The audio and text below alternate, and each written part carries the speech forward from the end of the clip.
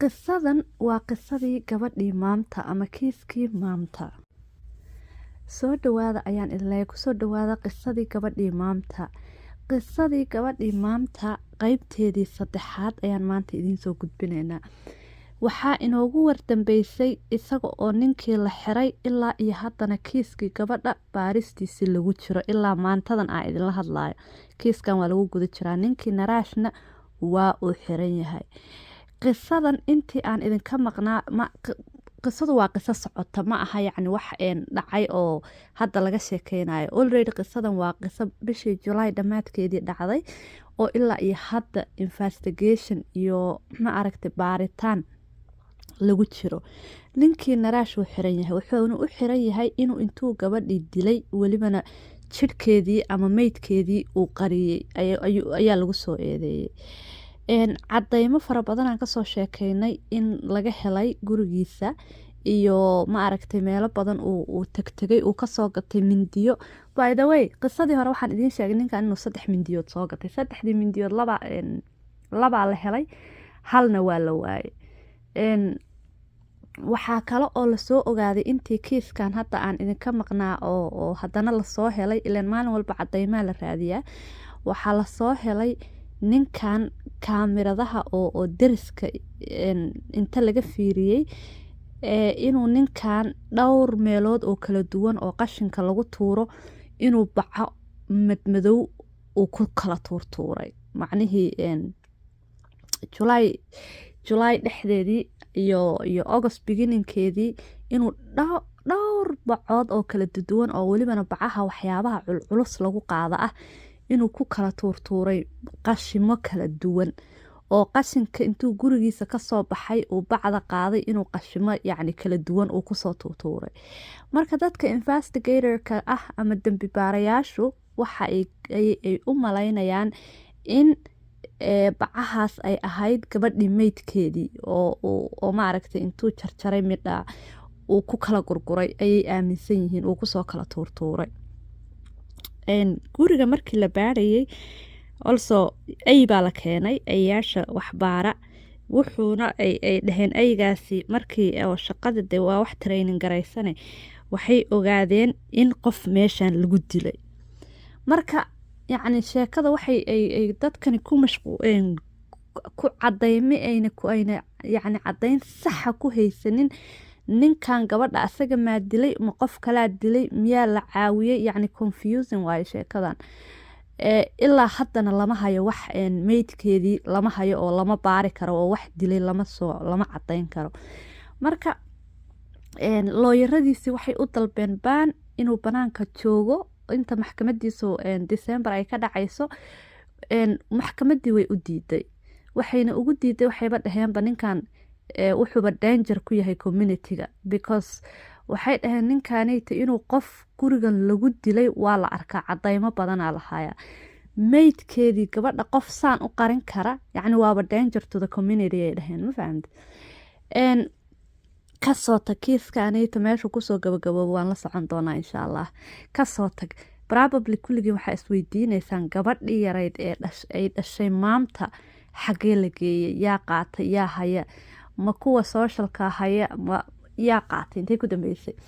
Gabadhii yarayd horta ninkan waa ninkii adduunka ugu caqli xumaa. Wuxuu sameeyey gabadha xaaskiisa intii la weysanaa kulley asaga unbaa dilaa loo malaynayaa ee la la'sanaa ayay gabadhani 1 sano gaadhay. Birthdaygeedii ugu horeeyay asaga u dhigay. Xasuusayaa gabadhan hooyadeed oo maqan oo la la'san yahay ayuu cunugta yareed birthday u dhigay because markii la weynayay cunugta hooyadeed markii la weynayay waxay jirtay 11 bilood 11 months ay jirtay. Marka intay maqnayday 1 sano intay hooyadeed maqnayday 1 sano gaartay asaga birthday u dhigay. Waa la yaab kale soo ma aha because qof nin ay xaaskiisii maqan tahay oo nolol iyo geeri midna ku haynin oo haddana birthday dhigaya waa cajiib. Waxaa dhacday marka gabadhii yarayd markii isaga la xiray ilaan asaga hayay gabadha. Markii asaga la xiray waxay sameeyeen booliiskii video yay soo galgaliyeen arkayay iyagoo gabadha yar intay busto ku duuduubeen saa u qaadaya markii hore socialka dadka socialka ahaayeen kadibna waxaa la sameeyey waxay sameeyeen gabadhan ilaahay baa dadkii u diray oo maanta dadkii dhana u kaceen waxaa la sameeyey marka hooyadeed oo Nepal degan iyo walaalkeed oo Nepal degan baa si degdeg ah immigrationkii ugu keenay si ay cunugta yar u teekeer gareeyaan marka cunugtii yarayd waxaa lagu wareejiyey abtigeed oo hooyadeed la socday ayeedeed la socday iyo ayeedeed ayaa hadda haya oo yacni si official loogu wareejiyey waxaana laga keenay fiiriya qisadan dhan waxay dhacday July dhamaadkeedii haddana maxaa waaye September waaye adi within 3 months dhexdiisa mar horaaba loo keenayba ayeedeed iyo abtigeed marka hadda ayeedeed iyo abtigeed baa cunugta yareed haya allah xanuun badana cunugtaas markay weynaato maxaa loo sheegi doonaa am hoping waxaan rajaynayaa oon ilaahay ka baryaa gabadhaasayto in lasoo helo jirkeedii amba maydkeedii lasoo helo si loo cadeeyo qofkan dilay ama qofka wax ku sameeyay because waxay ahayd hooyo masaakiin oo gabadh yar 28 years jirta shaqaysata neeris ah cunugteeda say u jeclayd fiidiyoyadeeda cunugteeda yar mar walba fiidiyoya iska soo duubi jirtay TikTok iyo meelahaas soo galgelin jirtay yacni cunugtaas yarta waa dareemi kartaan ilmo yar oo jira 11 bilood oo macnihii hooyadiis waayay xanuunkay leedahay it's not easy marka ninkii hadda waa uu xiran yahay gabadhiina ilaa iyo hadda maydkeedii meel uu ku dhibcay lama haayo ninkan inuu mindiyo soo gatay inuu cleaning supply soo gatay inuu ma aragtay bacamad madow qashin kala duwan oo siriga dhexdiisa ah